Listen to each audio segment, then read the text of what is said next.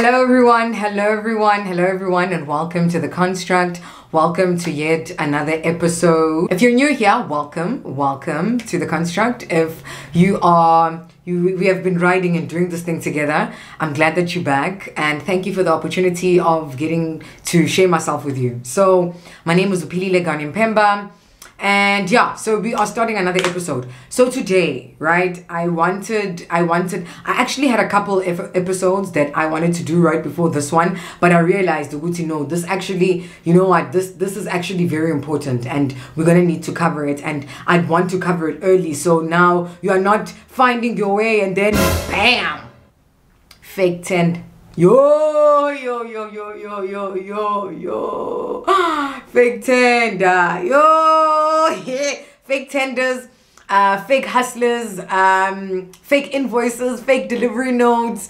Dude, like this industry is literally like Forex construction, like the home of the fake. And sooner or later, as a construction or a built environment entrepreneur, because obviously we are relatively new, right? So when you're starting out, you're still kind of very gullible to a lot of things, and obviously trying to find your way in the industry, and you believe a lot of people because they tell you that they have knowledge and they are going to help you, or you kind of fall to scams and fake tenders because the different type of tenders and where they're coming from, and now get on to, and it's hard to verify because these scam artists, dude, like they are getting out of hand, like they are getting really good. So it's not going to be a serious conversation because I'm just going to tell you everything from my experience, and boy oh boy, construction is, these people are but yeah,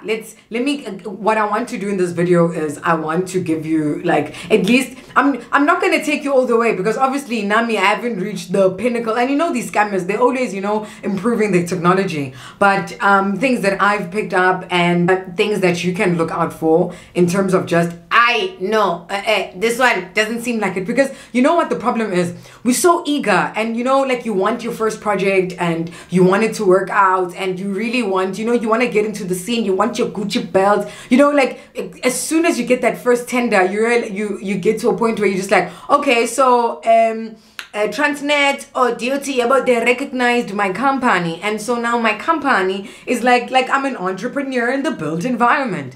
So everybody wants that, and like getting yourself from a point of no tenders to that first one is really, like, it's a great achievement for yourself, one, but it's also a process. So don't worry about the fact that you're not getting your tenders. What you should be worried about is, okay, so I didn't get this one, why?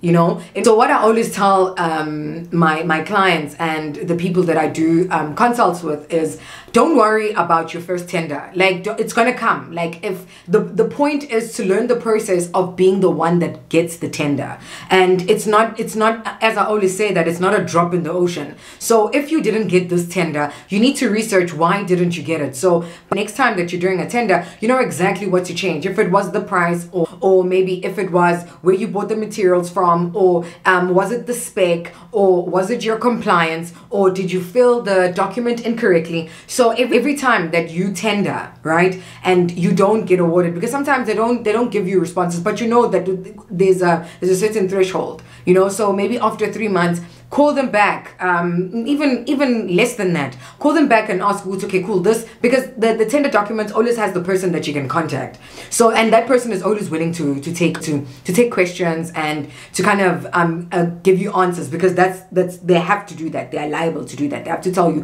why didn't you win, wada, if you do request that information. So all the tenders that, instead of wanting to take a chance every time, rather go back to the tenders that you have done and figure out where you went wrong, so you can actually find the common thread of, okay, cool, so when it comes to this thingy, this is where I need to get it. Probably my price was way off, so I need to work on my price. My price was way too cheap, way too expensive, so I need to work on my price, or I need to get another distributor to really fix my documents, or so figure it out what you need to do in order for you to increase the chances the next time. You're not going to get it right the first time, the second time. It's not going to happen unless, like, your price is, like, ridiculously low. So yeah, so today I just want to cover the things that that are just the common thread of what these scammers do. The first thing, and it's something that I always preach in my videos. I always preach it in my videos. Don't go and the thing is, at the same time, I know that you want to, when you're starting out, you want to kind of just try a lot of things because you don't know what your niche is yet. But I say pick out those things that you want to try out and research them properly. So you will know, okay, cool. So if you are getting a tender or you're tendering for something, you are well versed within that industry. The people that you are talking about, like for instance, if you are to go for, like for instance, my niche and what I worked in, what I'm well versed in, were Gabions and geotextile. So with that market is a market in its own, and so there's no tender that's going to come out, and the key players of the Gabion and geotextile industry don't know that project. Do you get what I'm saying? So once you put yourself in a position where you are well versed with that item, that you know the people that you need to be calling, that tender won't just go to you. Trust me. So stick to the things that you are well versed in. You know why. You know why I say this. Because you become prey to the scammers and the fake tenders. Because if you don't know a product, you will fall scam to anything in terms of, okay, so I'm just going to tender for everything and anything. So whenever an opportunity arises, then you're just like, oh no, I'm jumping onto it. So the first point there, where I want to just give you a pointer when it comes to that one about things that you are not well versed in. I'm actually going to put a video here of just to show you like different how they work. So scammers are getting very critical. So what they do is the first thing you do is look out for the email address. The email address will tell you. Like the email address will tell you. It's going to come from an address that if you don't see, like if you're not looking like, oh, w1.gov.z, you know, like if you're not, you know, and you think that it's one of the departmental generic emails. Like you think, oh no, oh, DOT, oh no, oh, DOT, oh no, Sunrise, oh no, Transnet, you know, like if you don't really. So the first thing is look out for the email. Like the email will tell you. The thing is, it's tricky the way that they put it. It's very tricky. I'll show you here. It's very tricky. So they'll say gov.ta. No, it's a close call, but you have to just look at the email address. The second thing is these people now, they're getting smart. So whichever product that they are putting out, they search engine optimize it. So when your first instance, if you are not well versed in a product, is you'll copy and you'll paste it onto the internet, and obviously you'll Google it. And so that product that you are looking for will literally be the first one, and it's normally going to have a price. They're normally like 12 grand, 30 grand. It will appear first. So look out for that. Once you copy and you paste and it's the first product there, without a website of, okay, cool, you are getting it from this, you are getting it from this manufacturer, and it'll appear first. So the first time that you put out, when you copy and paste that product and it's the first one that is on your search, look it up. No, look it up. It's probably a scam. These people are smart, so they want you to be like, oh, it's easy to get it. So, which brings me to my second point. If a tender, guys, if a tender is too easy, it's too easy. Like literally, when you taking it from the bill. Hey, no, I'm not really well versed in this. Copy, paste it on the on Google, and it's the first one. If it's too easy, like if it's too easy to acquire, and then it's the first one that appears, and it's got a great price, and they want 80 of them, and when you calculate, the margin is really good, and you're just like, oh, okay, cool. No, the profit here is really nice. So if I get like at least about 100k banbani, then I'll be able to do this and get like quick bucks. Okay, sharp. So you call this manufacturer, right? And you call this manufacturer or the person that resells it, and it's the exact spec, né? And they're always ready. Or you email them, and they're very quick. That's another thing. Like if it's too easy, guys, if it's too easy, like, and they're quick, like they'll respond quick. Once you put in an inquiry, if you call, you'll get a person that will call you. That person will even give you like, okay, we can give it to you at a cheaper price. Like it's too easy, guys. And then even if you email them, they tell you, no, this is what it is, wada, they give you the spec, they give you a quote, like, and they are efficient, like, and you feel like, oh my god, like I'm working. And it's still that drive of, oh my god, I'm actually getting into the industry, I'm actually doing it, you know, I'm actually working. So that excitement of, oh my god, okay, now I've gotten the product, oh my god, it's so quick. And the thing, and which brings me to my third point. If the lead time is too short, like it's normally like 6-7 days, like they will rush you to do it. So it's not something that you think about, you have time, but you also feel like it's a great opportunity. So you will jump onto it and you'll be like, no, I need to get, so, and then the process of getting the quotes and getting everything is just nice and easy. Mess. So then you get the price, it's lovely, you put in your margin or your profit that you want to make out of it, and you send in the quote, and you send your documents, and you send the quotes to the DOT or Department of Health or your Transnet, and then you get, I think, and they don't wait long. These people, they don't wait long. Like they run on excitement, and that's why we say, like, isalamusi, like in Zulu they call this isalamusi. I don't know if you guys know what this is, but isalamusi, like, dude, it used to happen to my cousin once, and she went to town, and I don't know, someone promised her like some money, and she had just gotten paid, and I don't know what it's like. It's literally a trance where you are oblivious to the truth because you're looking at a really great opportunity and you feel like you want to grab it at that time. And so they really manipulate that feeling, and they really manipulate the fact that you don't know, or they really manipulate the high of getting that project, and they really manipulate the fact that you want to make money off of it, because that high comes with, oh, it's going to be nice over here. Yeah, so you get that award letter.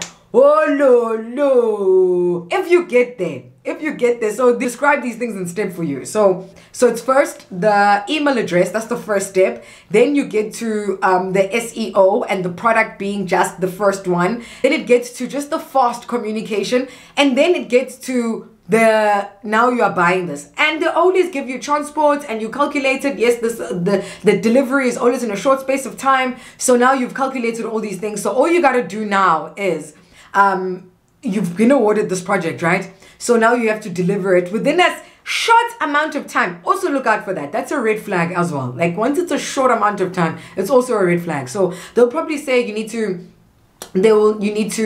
some of them actually go as far as putting like the address of like got DOT na Maritzburg or DOT Pretoria. So some of them actually go that way, but some of them fake their addresses just to give you an address that also is not within your proximity. That's another thing. If the tender is not in your proximity, guys, especially when you're still starting out, I don't suggest going into it. There's too many loopholes, just besides the whole scamming thing. Yeah, well, there's too many loopholes in between the transport, you not being there, you not being able to oversee the product, you not being able to purchase the product yourself, especially when you are still a beginner. You want to create those relationships, so you want to be doing all those things yourself. So that's why in the beginning I would shy away from tenders that are not. If you're on KwaZulu-Natal, then start there. If you're on Joburg, then start there. If you're on the Eastern Cape, then start there. So okay, cool. You call these people. They either tell you that it's 50% or 100%. Sometimes, like, they also gauge like how keen are you, availability of funds, and all the jazz. But also to give you a sense of calm that, okay, these people would never tell me that I need to pay half if it was a scam. Like, they also understand that I'm far away. Like, these people make, at the same time with all of that, they also ease you, and that goes to another point of mine. But we'll talk about it later when we talk about the hustlers in construction. So they'll put you at ease, and then you put in the money. And they'll still be talking to you, like, during that time. Like, let's say you put in the money today. Today is, let's say today is like a Monday. So you put in the money today, they'll still be talking to you tomorrow until at least about Wednesday. Just to make sure that you can't go... Yo, these people that you can't go and freeze the funds. So they will put you at ease. No, it takes 2 to 3 days to get you, and we will give you a delivery note, once the item has arrived at the destination. Also to give themselves the time to clear those funds from their account before you freeze it. So they also give themselves the time. So they don't make you suspicious. Like, you don't put in the money and then they don't talk to you. So they still give you that, you know, oh, okay, yes, this is what it is. Especially because you're a beginner, you still have questions. The problem will come when the day that those goods need to be delivered, like that, the day that you need to get the delivery note, in order for you to be able to say, to claim that, okay, cool, this stuff has been, because why they do that is because you can't claim that stuff has been delivered without a delivery note. So they'll wait until the day that it has to be delivered to give you the delivery note. So you can't call Transnet, or you can't call Sanal and say, oh no, I've delivered my goods, when am I getting my invoice, or put in that invoice. You have to have that delivery note. So you're going to wait for the delivery note. Hi, okay, then quara, done. And then your transaction with them is done. You will never hear from them again. You will never. So, but let's do this. Let me try and call a scam. Like, I've shown you a couple of the scams that try and send like stuff to me, because obviously I'm a distributor. Let's try and call one of them and see if they're gonna pick up and what they're gonna say. Ooh, guys, I've got a fresh one from today. Yo, this is gonna be interesting. From today, it is 2:15, and right now it's 3. So this is great. Okay, cool. Yeah. So this one says it's from the Department of Health, and it's listen. Oh, another thing that they tell you is that they tell you that they've estimated a budget of a certain amount. Government institutions will never give you that. Like, they'll never give you the budget. They will tell you that DOT or DOH has a budget of this. DOH will never tell you their budget. Never. That's another red flag. So let me copy and paste and let me see. So this tender is for available tender. NDOH Banbani reference number, supply and deliver of 10 AB403. What's this thing? I can't see it now. AB403 ICU ventilators. So so let's put my theory to the test. Let's see, actually. So we go in, and then we go and we Google search the spec, which is a very brief spec, by the way, also, which is another red flag. Brief specs, no. Yes, okay, copy. Then we go to the net.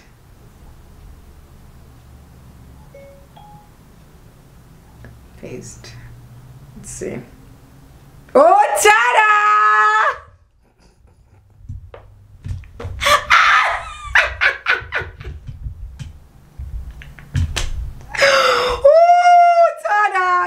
Literally, dude, literally. So, and it's right on point.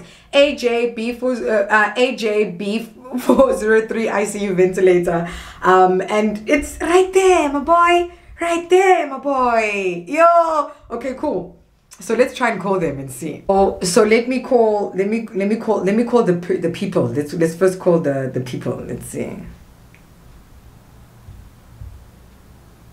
Oh, there's the number 021. It's a website also, like it's a proper website. So these people are not sharp, guys. So okay, listen. Please hold while we attempt to connect this call.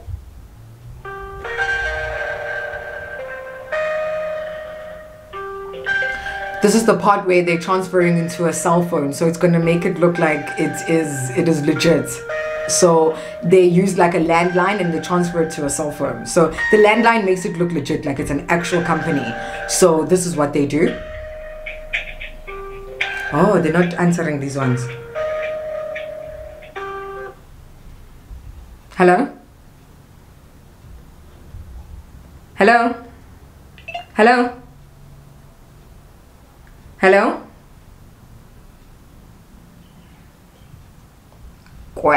So okay, cool. Sharp, okay. Another red flag. So what they basically want you to do is, oh no. So what they basically want you to do here is they want you to email. They don't want to speak to you, so they want you to email. So they make it seem as if no, they were just busy, so you didn't get a hold of them, so you email them. Gosh. Okay. So let's try and call the government entity to ask if the tender's illegitimate. Let's see. So now let's call. Another thing that brings me to my next point is, if you're gonna verify the authenticity of a tender, don't call the number that's on the tender. Don't call that number.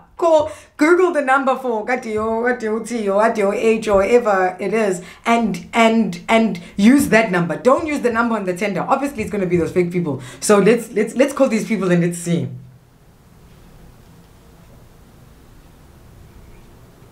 Dial does not exist.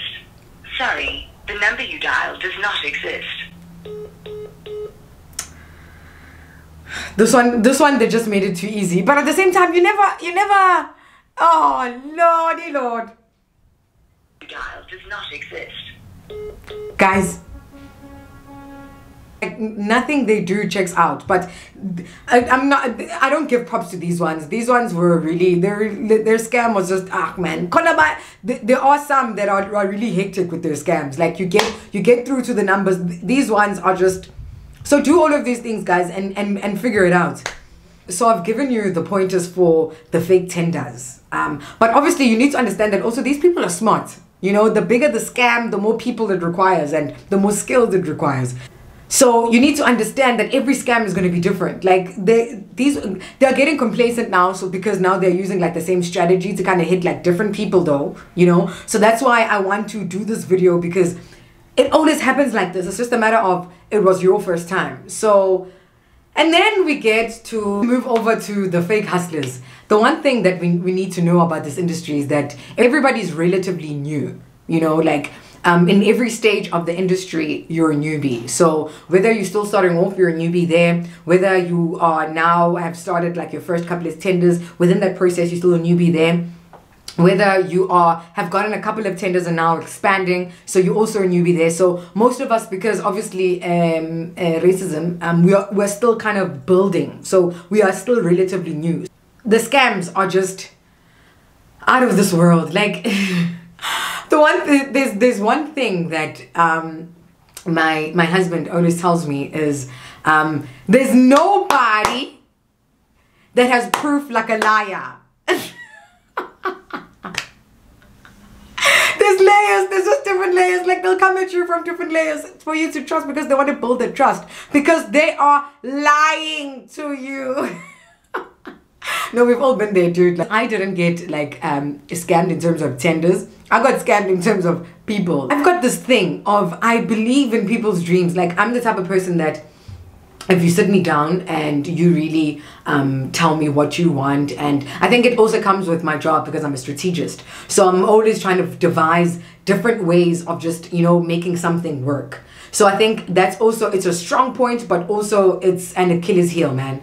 Like, so I will believe in your dreams, and they will lie. They will lie. They will lie.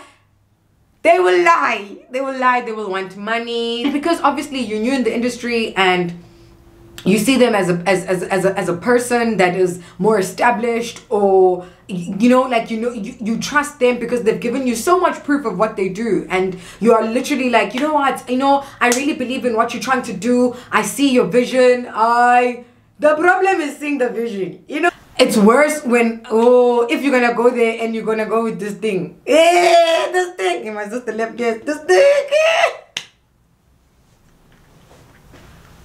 They will scam you. They will scam you if you're gonna go there and want to go and with your dreams and your emotions. They're gonna scam you, dude. Like the fake friends, the friends that are gonna call you to, oh no, there's this project that we want to do, but we want to bring you in because obviously now I've got better projects, so you must come into that. Those friends, the people that are gonna be like, oh no, you know what? I just need a certain amount of money because I just need to pay for this. So the invoice. Oh, another thing. Stay away from people with invoice people. Like, invoice people are the most unreliable people on earth. I'm an invoice person. Like, I deal with invoices. But in as much as it's a very unreliable process in terms of just putting invoices out and you never know when you're going to get them, but those people are also very unreliable. Just don't do it, especially when you're starting out. And it's not like, if my best friend were to come and tell me, hey bro, I've got an invoice like this, definitely. But in terms of like that other friend invoice, don't stay away from invoice people. Like, once there's an don't do it. It's a trap, don't do it. So another thing, networking events, guys. Networking events, in as much as like I am pro networking, I am pro, you know, us in the industry, you know, gathering and sharing, you know, and connecting. But also you need to be very vigilant of these network sessions as well, because you know the details that you'll be putting out. You know, when these scams don't just stop on email. Some of them are live. You know, you are sharing like personal information, not personal. Like, I'm not telling you who I'm dating, but you're having, you know, it's a network event, so you tell them what you do, and they see the hunger in you, and they take down they take your business cards or your details, and then they target you. They target you on a more personal level now, because now they know where your touch points are and where your weak points are at.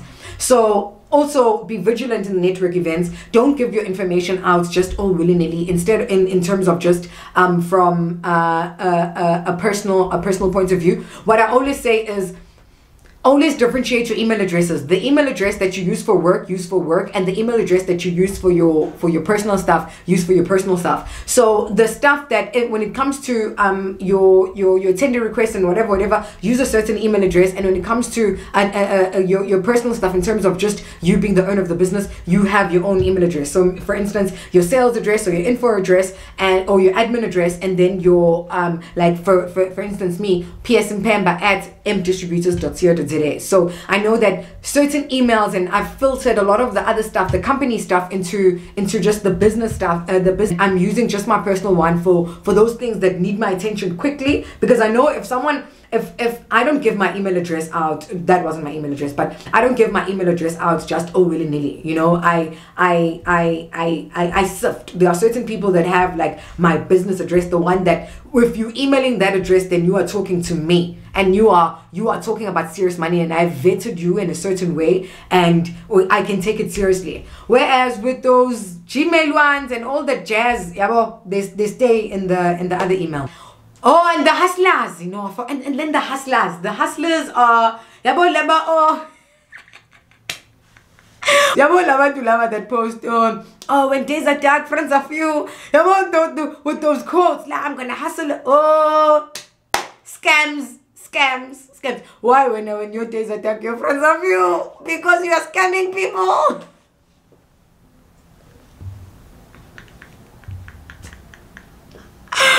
Oh, this is not funny, guys. Like, this is literally not funny. But you learn, once it happens to you, you learn to kind of just move forward. Like, it happened, they scammed you. The one thing is that it makes you more alert, and be glad that it happened earlier on in your career, and you're not scammed by someone that's going to be taking millions from you like in the future. So be glad that you have learned that lesson now. So just to wrap it off, it's not a joke, this thing, because it happens to a lot of us. We all have kind of ambitions on where we want to go, and we're all starting out, and we're all trying to figure out our way in terms of how to navigate ourselves, and we're gonna fall prey to these things. So I wanted to create at least this video to kind of give you just at least the head stats, you know, like, so you don't fall for the basic ones, at least, you know, like the scams will always be transforming. The people will always be unworthy of your time. And unworthy of they are not reliable people. A lot of people here in this industry are dishonest. They will take your money and like, they will take your money, go shopping with it. They will take your money and drink with it. They will take your money. They will take your money. And the thing is, they won't have like this thing, oh, unembeza. There's no nembeza here. They will take your money and run. And they will take pictures of them spending your money. Yo, this industry, guys. But we learn, and we And that's another thing, we were laughing with my friends, dude, like these people and we're looking at them like, huh? And the thing is, they're also not shy to be in your circle. Like, don't think that after they've scammed you, they aren't going to be shy and they're going to hide. No, they're not going to hide. You're going to see them posting. You're going, like, they're going to be alive. And you and my friends and I would be chilling and be like, ah, how dare this? How scare me? How 990? Ah, you are alive, baningi. So don't fall prey to, I'm not going to say to the flashy lifestyle, because there are people that are making money here and there are people that are actually doing it. So I don't want to take credits away from the people that are actually getting money out of it. The point of us all in this industry is that we're trying to make money, you know. So because trust me, when my papers start rolling in, I'm gonna be flashy. So, but there are people that also fake it because they are trying to just. Another thing, guys, over and above these videos, I have tender consults, you know. So anything that I haven't covered here and would warrant you wanting more information on it, then just book a tender consult, bruh. And we kind of just, we bat it out. Obviously, I'm not a jack of all trades, so I'm not going to know everything, but it's a matter of, I will put you in touch with people that might understand one, or I would be able to seek advice from those people and kind of walk you through that journey through our consults. So if you want anything more, any more than what I give here is sufficient. So don't get me wrong. But obviously, if you want a little bit more, you want to dive in a little bit more. But obviously, if you want a little bit more, you want to dive in a little bit more, then be sure to book a consult, man. I don't have a lot of them like I used to last year, because I don't have a lot of them because now my schedule is my schedule is getting very busy. So the ones that I do get, the availability that I do get, I really try and give priority to the people that first come, first serve. I didn't know I'd ever say something like that, but basically the people that contacted me first. So thank you for coming on. I hope that you stay. If you're new, thank you for trusting me with your journey in construction, and I hope that you stay and we go through this whirlwind of construction and the built environment, and we are prosperous together. But so I wrap it up there. I'm really trying to keep my videos short.